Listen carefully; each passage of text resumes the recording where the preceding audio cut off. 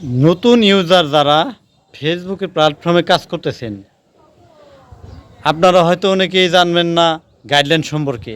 যাদের আইডির বয়স 1 মাস, 2 মাস, 3 মাস অথবা 6 মাস, অনেকেই জানে না সামনে কুরবানি ঈদ আসতেছে। এই কুরবানি ঈদের মধ্যে অনেকে গরু কিনছেন আপনারা। এই গরুগুলো যখন কাটবে, এই কাটার ভিডিও, এই রক্তাক্ত ভিডিও, এই ধরনের ভিডিও কেউ কখনো শ্যুট করবেন না। প্লিজ ভাই, আপনাদের আইডিতে ইস্যু চলে আসবে। দয়া করে এই ধরনের পুশ করবেন না, আর ওই গরুর ফুটেজগুলো নেবেন না। যদি নেন তাহলে আপনার আইডিতে ইস্যু চলে আসবে।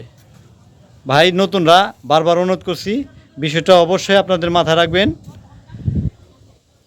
ভালো থাকবেন, ধন্যবাদ।